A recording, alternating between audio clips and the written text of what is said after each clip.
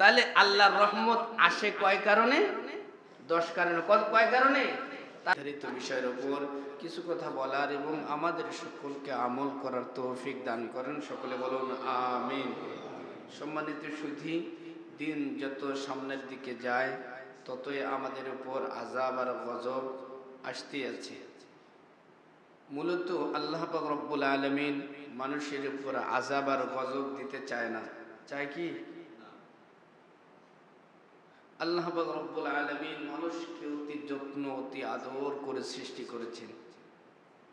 অনেক বাধা বিপত্তির পরেও আল্লাহ পাক রব্বুল আলামিন মানুষকে তৈরি করেছেন। এই মানুষের উপর আল্লাহ গজব দিতে চান না, কিন্তু গজব আসে। এগুলো আমাদের কারণে গজব আসে, আর আমাদের কৃতিকর্মের কারণে আবার রহমত আসবে। সেজন্য গজব আসে কেন এগুলো আমি বলেছি। তো রহমত আসার কারণ হলো 10টি।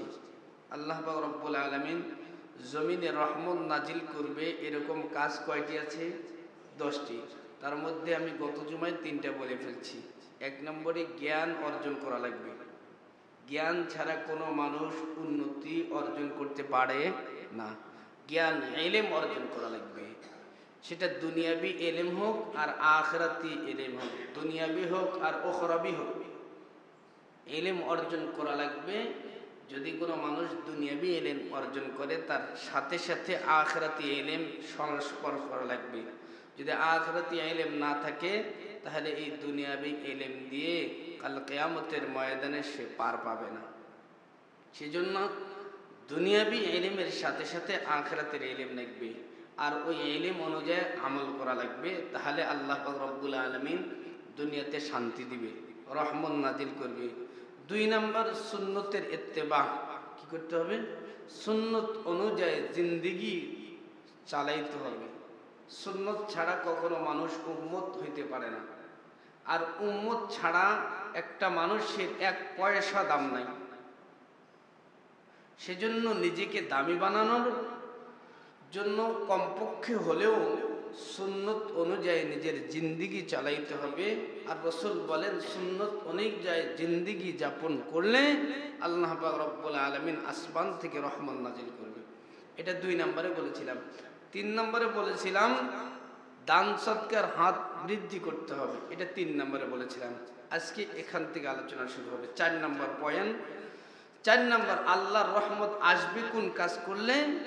নবী বলেন ক্বালান নবী সাল্লাল্লাহু আলাইহি ওয়াসাল্লাম মান লাম ইয়ারহাম সগীরানা ওয়া লাম ইউক্কির কাবীরানা ফালাইসা মিন্না, আও কামা ক্বালান নবী আলাইহিস সালাতু ওয়াস সালাম।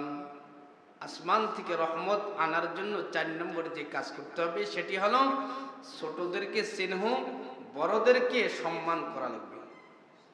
কথা বুঝে আসতেছে? 4 নম্বর যে কাজ সেটি হলো ছোট যারা আছে তাদেরকে স্নেহ আর বড়দেরকে সম্মান। যদি এই নিয়ম অনুযায়ী আমরা চলতে পারি, নিজের জীবন চালাইতে পারি, আল্লাহ পাক রব্বুল আলামিন অবশ্যই অবশ্যই রহমত নাজিল করবেন। কিন্তু এমন একটি জামানায় চলে আসলাম ছোটদেরকে স্নেহ নাই, বড়দের তো সম্মান নাই বললেও চলে।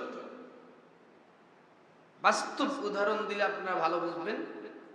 আজকে আপনি ট্রাই করে দেখবেন, আগের যেমন আজ থেকে 20 বছর 30 বছর আগে একটা 15 বছর 20 বছরের বাচ্চা সিগারেট কোনো মুরব্বির সামনে খাইতো। কিন্তু এখন ওটাকে ট্রেডিশন মনে করে, অহংকার মনে করে। মুরব্বি থাক আর যাই থাক, মণ্ডলীকে আমার আপনার পয়গম্বর মদিনা ওয়ালা নবী ডাক দেয়া কয়, ও উম্মতের দল, তোমরা যদি ছোটদেরকে সম্মান, ছোটদেরকে স্নেহ আর বড়দেরকে সম্মান না করো তাহলে তোমরা আমার উম্মত বলে গণনা হবা না। রাসূল বলেন যে মানুষটা ছোটদেরকে স্নেহ করে না, বড়দেরকে সম্মান করে না, সে আমার উম্মত না। আজকে ছোট একটা বাচ্চা মসজিদে দৌড়াদৌড়ি করে, তাহলে আমরা কি করি? এই কর সেই কর। কিন্তু এগুলো বলা চলবে। মসজিদে একটা ছোট বাচ্চা আসছে মনে করে, আমি মসজিদে নববীতে বারবার নামাজ পড়ে দেখছি, মসজিদের সামন দিয়ে দৌড়াদৌড়ি করতেছে সন্তানরা। কিন্তু আমাদের মহল্লার মসজিদগুলোর কি করুণ দশা, মসজিদের মধ্যে ছোট বাচ্চা নেই। এটা কি আমাদের আলামত? এটা কিসের আলামত? আল্লাহর নবীর মাথার উপরে ইমাম হাসান হুসেন চলছে, নবীজি মাথা তুলতে ধরছে, উঠাইতে ধরছে, আল্লাহ রাব্বুল আলামিন বলছে একটু ধৈর্য ধরো, একটু থামেন, একটু লং করেন, সিজদাটা একটু বিলম্ব করেন, তারপর মাথা তুলে। কিন্তু আমরা এত রাগ হই ছোট বাচ্চাদেরকে দেখলে, মানে কি যেন একটা চুলকানি লাগে। মসজিদে যদি তারা না আসে, আপনি আজকে সভাপতি, সেক্রেটারি, মুসল্লি, কমিটি, আজ থেকে 10 বছর 15 বছর পরে তো ওরাই মসজিদের মুসল্লি হবে, ওরাই সেক্রেটারি হবে, সভাপতি হবে। আপনি যদি ওনাদেরকে ভালো স্নেহ না করেন, ওরা শিখবে কই? যাদের বাড়িতে বাচ্চা আছে অবশ্যই বাচ্চাদেরকে নিয়ে মসজিদে আসা লাগবে, অবশ্যই। সৌদিতে যান, দেখবেন প্রায় মসজিদে বাচ্চাদের সহকারে তারা নামাজ আদায় করতেছে। ওই নবী বলেছেন, যখন দেখবে মসজিদে পিছনে বাচ্চাদের শোরগোল নাই, বুখারীর হাদিস এসেছে, বুখারীর মধ্যে আল্লাহর নবী বলেন, যখন তোমরা দেখবা মসজিদের পিছনে অথবা মসজিদের মধ্যে বাচ্চাদের শোরগোল নাই, তোমাদের নামাজ পড়তেছো কিন্তু কোনো শব্দ নাই, তোমরা মনে করতেছো ভালো। কিন্তু নবী বলে না, মনে করবা কিয়ামত অতি নিকটে। কারণ তোমার পরবর্তী প্রজন্ম কেমনে নামাজ পড়তে হয়, কেমনে মসজিদে আসতে হয়, কেমনে আলেমদেরকে সম্মান করতে হয়, এটা শিখে নাই, এটা দেখে নেই, তারা কেমনে করবে? 4 নম্বর যে আমলের কারণে আল্লাহর আসমান থেকে রব্বুল আলামিন রহমত নাজিল করবে, সেটি হলো বড়দেরকে সম্মান, ছোটদেরকে স্নেহ করা লাগবে। বাবা মা, দাদা দাদি, নানা নানি, চাচা চাচি যারা আছে, মুরব্বী দেখলেই সম্মান, সম্মানের চাদর ফেলাই দিতে হবে। যদি এই কাজটা করতে পারি, রব্বুল আলামিন খুশি হয়ে যাবে, আমার আপনার পয়গম্বর উম্মতের সার্টিফিকেট দিয়ে দিবে। আর আল্লাহ পাক রব্বুল আলামিন বলেন, আমি আখিরি নবীর কোন উম্মতদের উপর গজব দিতে চাই না, কোনো গজব দিতে চাই না। 5 নম্বর যে কারণে আমাদের উপর আল্লাহ পাক রব্বুল আলামিন রহমত নাজিল করবে, সেটি হলো নামাজি হওয়া লাগবে। কি হওয়া লাগবে বলেন না? কি পড়তে হবে? নামাজ। নামাজ ছাড়া আল্লাহর রহমত আসবে, আসা সম্ভব না। একটা কথা বললেই আপনারা ভালোভাবে বুঝবেন। আপনারা বলেন, আমরা যে হজ পালন করি, হজ আদায় করি, শর্টকাট ইমানদার হওয়া যায় যে আমলটার মাধ্যমে, সেটি হলো হজ। শর্টকাট ইমানদার, শর্টকাট একদম বড় মাপের আল্লাহওয়ালা হওয়া যায় যে আমলটার মাধ্যমে, সেটি হলো কি? হজ। 6 দিন ইবাদত করলে একদম সব ফুরফুরা শরীফের চরমনায় পেশেবের একদম খাঁটি খলিফা হয়ে গেলে, সারা জীবন সুদ ঘুষ দুর্নীতি করছে। আচ্ছা বলেন, হজ যে আমাদের উপর ফরজ হয়েছে, আল্লাহর নবী কি আসমানে গিয়ে হজ নিয়ে আসছে, না জমিনে জিবরাইল আমিন আল্লাহর নবীকে বলছে, এ নবী আপনি হজ করুন? আসমানে গিয়ে নিয়ে আসছে, না জমিনে থেকে আমল আসছে?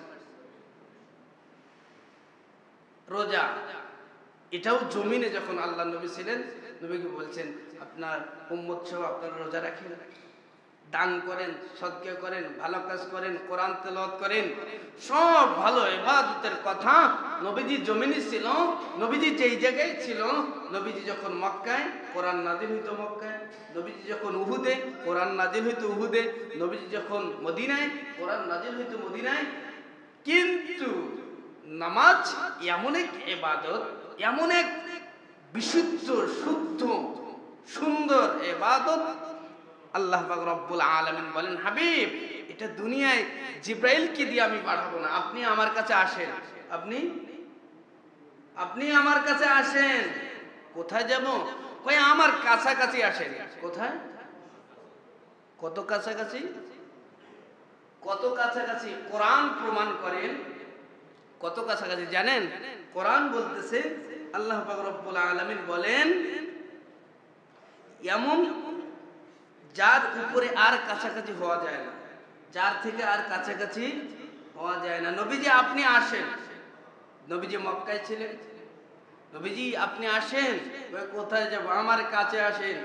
লা মাকান লা জামান, সাত আসমান লৌহ কলম ভেদ করে আমার আপনার পয়গম্বরকে আল্লাহর কাছাকাছি নিয়ে কোরআন সেই কথায় বলেন আল্লামাহু শাদীদুল কুওয়া যু মিররাতিন ফাস্তাওয়া ওয়া হুয়া বিল উফুকিল আ'লা সুম্মা দানা ফাতাদাল্লা ফাকানা কাবা কাউসাইনি আও আদনা সুম্মা দানা ফাতাদাল্লা ফাকানা কাবা কাউসাইনি আও আদনা। দুইটা ধনুক, ধনুকের দুইটা মাথা, ধনুক তীর মারার জন্য যখন তীরটা টান দিয়ে নিয়ে আসে দুইটা ধনুকের মাথা একদম কাছাকাছি চলে আসে।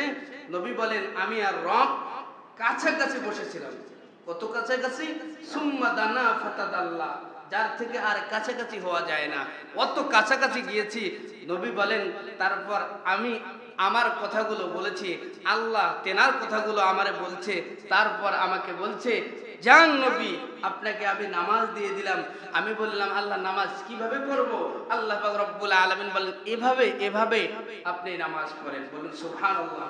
কিন্তু হজের বিষয়, রোজার বিষয়, দান সদকার বিষয় যখন যেখানে নবী ছিলেন তখন আল্লাহ পাক রব্বুল আলামিনের পক্ষ থেকে জিবরাইল আমিন এসে বলছেন এই আয়াতের মধ্যে এই আলোচনা, এই আমল করুন।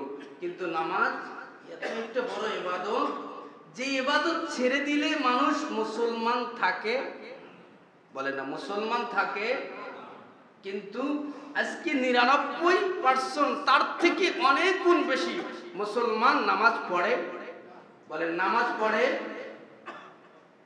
আপনার বাড়িতে পরীক্ষা করুন, আপনি যখন ফজরের নামাজে আসেন আপনার বাড়িতে 10 জন যদি মেম্বার থাকে কয়জন নামাজ পড়ে?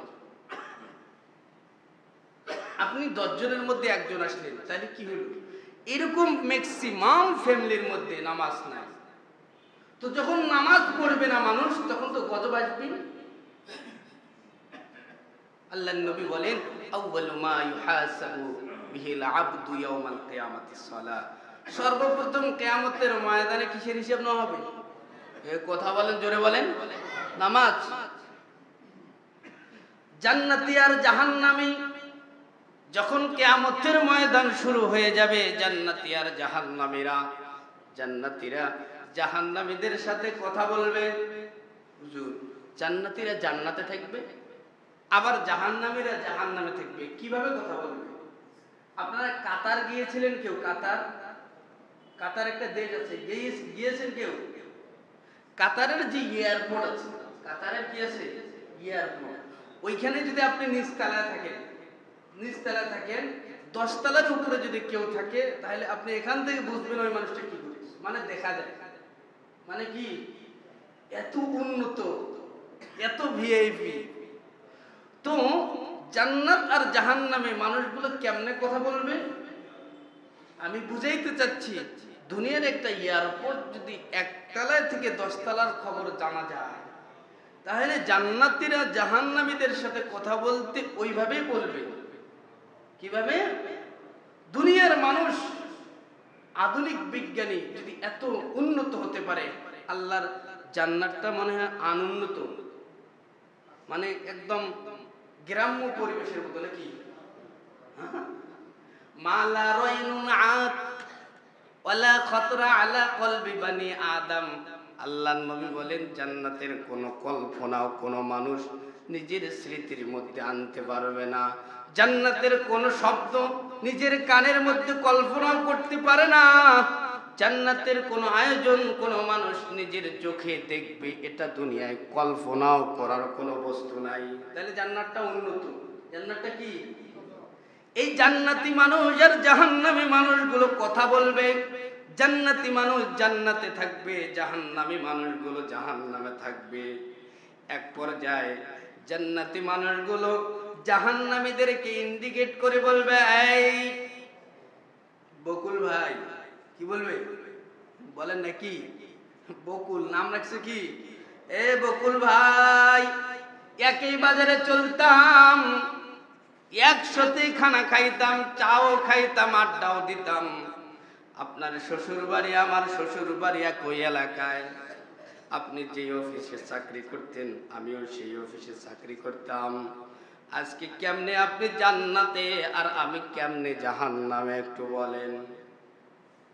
জান্নাতীরা জাহান্নামীদেরকে বলবে আপনার সাথে একই সাথে চলতাম, একই সাথে বাজার করতাম, সব কাজ একসাথে করতাম, কিন্তু আমি জান্নাতে আর আপনি জাহান্নামে কেমনে কি একটু বলেন। কেমনে সেই কথাটাই আমার আল্লাহ বলেন, ফি জান্নাতিন ইয়াতাসাআলুন। জান্নাতীরা জাহান্নামীদেরকে প্রশ্ন করবে, কি করবে? প্রশ্ন করবে, আনিল মুজরিমিন, এই আপনি কেমনে জাহান্নামে কেমনে আসলেন? একসাথে চলতাম। মা সালাকাকুম ফি সাকার, কেমনে এত বড় কঠিন আযাব সহ্য করবেন?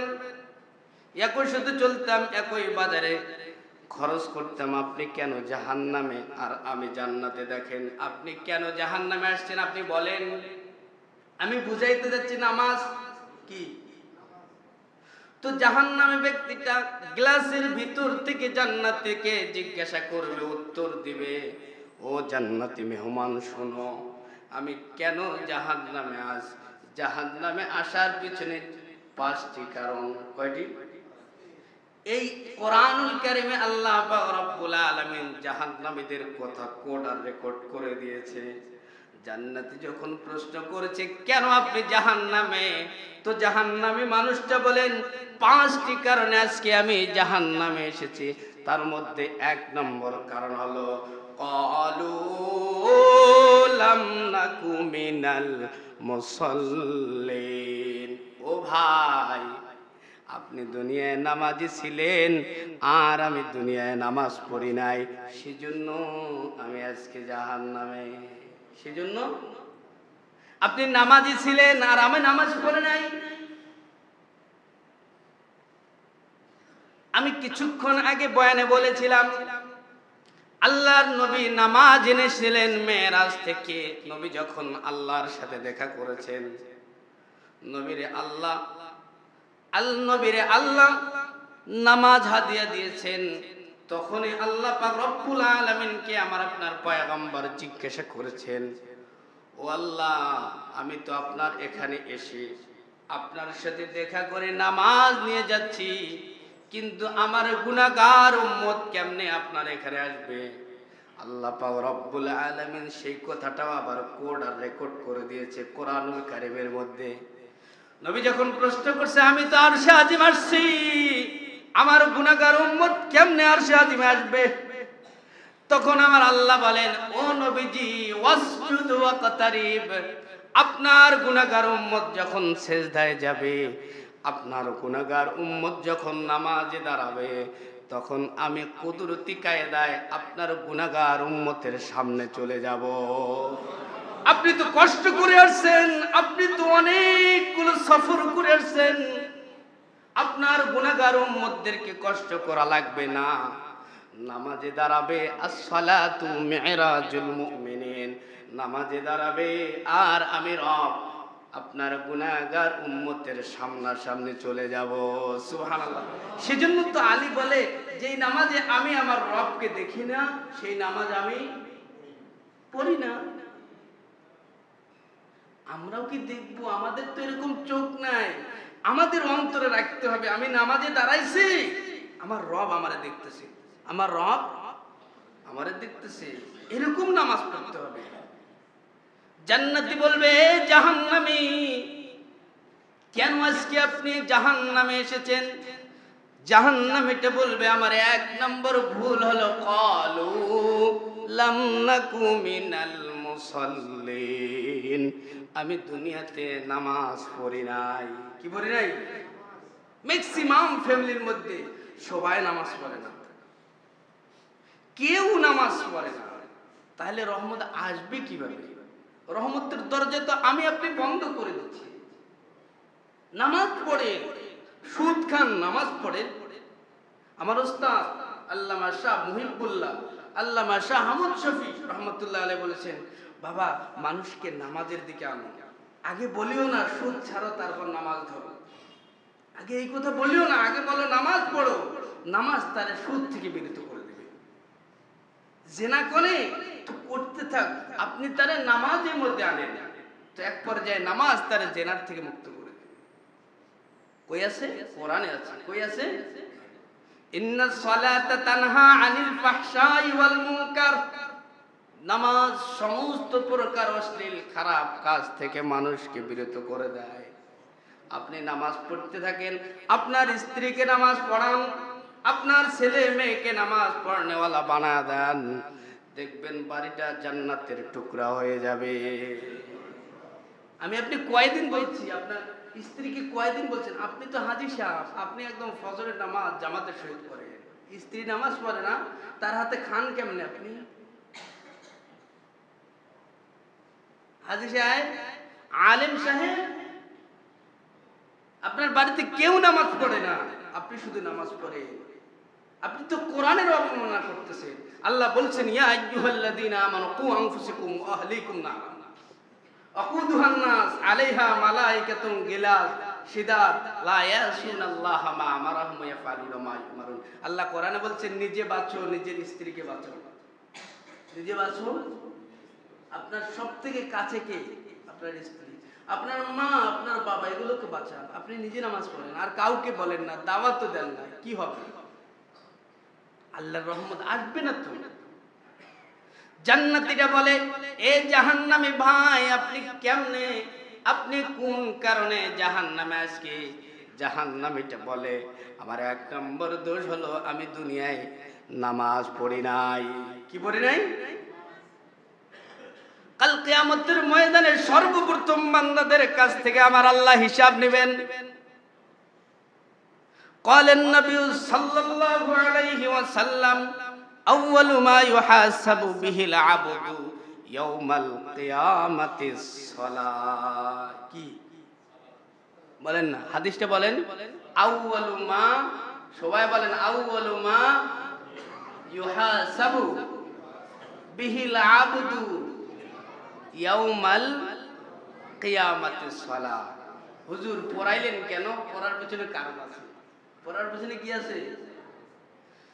আল্লাহর নবী বলেন, কোন মানুষ যদি কিয়ামতের ময়দানে নামাজে পাশ করে ফেলে, নামাজ সঠিক, ওয়ালাম নাকুনু তুইমুল মিসকিন, আপনি মিসকিনদেরকে আদর করে খেতে দিয়েছেন, সব মাল সামানা হজের ওগুলো দান করে দিয়েছেন, হাদিয়া দিয়ে দিয়েছেন, আমার আল্লাহর কাছে এই কথাটা, এই জিনিসগুলো এত ভালো লেগেছে, আপনার সুরত একটা ফেরেশতার মধ্যে দিয়ে হজের যে সমস্ত কাজ, এই সমস্ত কাজ সম্পাদন করে দিয়ে আপনার আমলনামায় দান করার কারণে, ইতিমদের সহযোগিতা করার কারণে আমার আল্লাহ আপনার আমলনামায় একটা কবুল হজের সওয়াব লিখে দিয়েছে। ওয়ালাম নাকুনু তুইমুল মিসকিন, আমরা দুনিয়াতে এতিমদের খাইতে দেই নাই, সেজন্য আজকে জাহান্নামে। সেজন্য কি? এতিমদেরকে খাইতে দিতে হবে। আরে এতিমদেরকে কখন দিবেন? নিজের বাপ মাকে তো খাওয়ায় না, এতিমদেরকে কখন খাওয়ায়? নিজের বাপ মার কোনো খোঁজ নাই। বন্ধু ডাক দেয়, কয় বন্ধু, আর কি কারণে? 3 নম্বর কারণ, জাহান্নামীটা ডাক দেয়, কয় আমার আল্লাহ কোট করেছেন কোরআনের মধ্যে, আমার আল্লাহ বলেন, ওয়াকুন্না নাখুতু মাআল খায়দিন। জাহান্নামীটা জান্নাতি বন্ধুকে ডাক দেয়, কয় বন্ধু, জাহান্নামে আসার 3 নম্বর কারণ হলো আমরা অনর্থক কথা বলতাম। কি কথা? যেই কথার কোনো অর্থ নাই, যে কথা কি নেই, লাভ নাই, লস নাই, দুনিয়া তো নাই, আখিরাত তো নাই, এই কথা যারা বেশি বলে এরা জাহান্নামে যাবে অবশ্যই। আপনি কেন কথা বলেন? আপনি জবান দিয়ে কেন ব্যবহার করেন? চায়ের দোকানে ঘন্টার পর ঘন্টা, কে আপনারা জবান দিল? আপনি চুপ থাকতে পারেন না? কেন সমালোচনা করেন? আপনি চুপ থাকতে পারেন না? আল্লাহ নবীর হাদিস, মান সামাতা নাজা, যে চুপ থাকলো সে নাজাত পাইল, যে চুপ থাকলো সে নাজাত পাইল। এখন দেখবেন চায়ের হোস্টে ঘন্টার পর ঘন্টা, পার্কে ঘন্টার পর ঘন্টা, গ্রামের পয়েন্টে ঘন্টার পর ঘন্টা গল্প, অনর্থ, লাভ নাই, লস নাই, দুনিয়া তো নাই, আখিরাত নাই। এই কথাবার্তা যারা বেশি বলে, গল্প গুজব যারা বেশি বলে, তারা অবশ্যই জাহান্নামে যাবে। কোথায় যাবে? ওই জাহান্নামীটা বলছে এই কারণে, বন্ধু আমি আজকে জাহান্নামে এসেছি। অকুন্না নাখুদু মাআল খাইদিন। বন্ধু জাহান্নামে আসার 3 নম্বর কারণ হলো অযথা অনর্থক আমি কথাবার্তা বলতাম, সেজন্য আমার আল্লাহ আমারে জাহান্নামে দিয়েছে। অনর্থ। 2 জন বন্ধু একসাথে ইসলাম গ্রহণ করছে। কখন? একসাথে। নবীর 2 জন সাহাবী একসাথে ঈমান আনছে। কখন? একসাথে ঈমান আনছে, একসাথে নামাজ পড়ে, একসাথে বিবাহ করছে, একসাথে যুদ্ধের ময়দানে যায়, একসাথে তাহাজ্জুদ করে, সব একসাথে, যা আমল করে সব একসাথে করে। তো 2 জন বন্ধু একই দিনে মারা গেছে। 2 জন বন্ধু গল্প বলতেছি, গল্প বলতেছি, গল্প না, 2 জন বন্ধু একসাথে ঈমান গ্রহণ করছে, নবমুসলিম, একসাথে জিহাদের ময়দানে যায়, একসাথে নবীর কাছে আসে, একসাথে তাহাজ্জুদ পড়ে, সব একসাথে। এরকম বন্ধু নাই। এরকম অনেক মানুষ আছে, বন্ধু ছাড়া কোনো বুঝে না দুনিয়ায় কি হোক। তো ওরা ভাগ্যবান বন্ধু। তো 2 জন বন্ধু একসাথে সবকিছু করে। তো একসাথে যখন করে, তো একসাথে মারা গেছে। নবীজি স্বপ্নে দেখতেছে 2 জন বন্ধু জান্নাতের মধ্যে ঘুরতেছে। সুবহানাল্লাহ বলেন, আরো জোরে বলেন।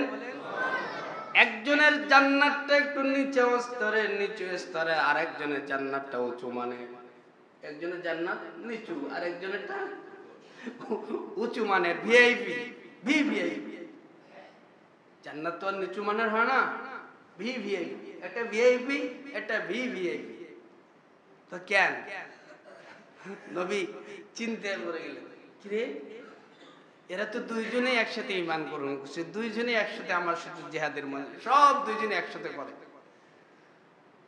তো চিন্তায় চিন্তিত ফানাজালা জিবরিল আলাইহিস সালাতু ওয়াস সালাম। সুবহানাল্লাহ বলেন।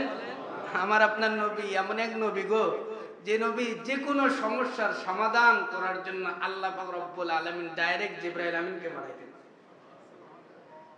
এমন কিছু নবী আছে 1000 বছর বাঁচছে। কয় হাজার? তার কাছে আল্লাহর জিবরাইল এসে 3 বার। কয়বার? কোন কোন নবীর কাছে 10 বার আছে, কোন কোন নবীর কাছে 20 বার আছে, কোন কোন নবীর কাছে 30 বার গোটা জিন্দেগিতে। কিন্তু আমার আপনার নবী নবুয়তের 24 বছর হায়াতের মধ্যে কত বছর? 23 বছর। কত বছর? নবুয়তের জিন্দেগি কত বছর? 23 বছর জিন্দেগির মধ্যে আমার আপনার পয়গম্বর হাবিবে কিবরিয়া মুহাম্মদুর রাসূলুল্লাহ সাল্লাল্লাহু আলাইহি সাল্লামের কাছে জিবরাইল আমিন 24,000 বারেরও বেশি বার এসেছেন। যে কোনো সমস্যা, তো মন খারাপ, একজন ভিআইপি একজন ভিভিআইপি, জান্নাতের মধ্যে মন খারাপ, আসছে জিবরাইল, ইয়া রাসূলুল্লাহ ইয়া হাবিবাল্লাহ, নবী হে মন খারাপ কেন? 2 জনে একসাথে ঈমান গ্রহণ করেছে, একসাথে নামাজ পড়ে, একসাথে জিহাদের ময়দানে, কিন্তু একজনের জান্নাতটা দেখতেছি ভিআইপি আর একজনেরটা ভিভিআইপি। কারণ কি জিবরাইল? কয় সেই প্রশ্নের জবাব নিয়ে আমার আল্লাহ আমারে পাঠাইছে। কয় কারণ কি? কয় একজনের জবানে একবার শুধু তাসবিহ বেশি ছিল, সেজন্য একজনের জান্নাতটা ভিভিআইপি আর একজনের জান্নাতটা শুধু ভিআইপি। সুবহানাল্লাহ। তাহলে জবানের দাম নাই। এই জবান দিয়ে অযথা কোনো কথা বলা যাবে, সমালোচনা করা যাবে, চকুলকুরি করা যাবে না, কোনো কথাই বলবে না, একদম চুপচাপ। যত চুপ তত ভালো। স্ত্রীর সাথে ঝগড়া করবে না, জ্ঞানের প্যানের করতে থাকবেন, বাড়িতে না এগুলো করবেন না, মনে থাকবেনি। তাহলে আল্লাহর রহমত আসে কয় কারণে? 10 কারণে। কয় কারণে? তার মধ্যে কয়টা বললাম? 5টা। কয়টা বললাম? 5টা।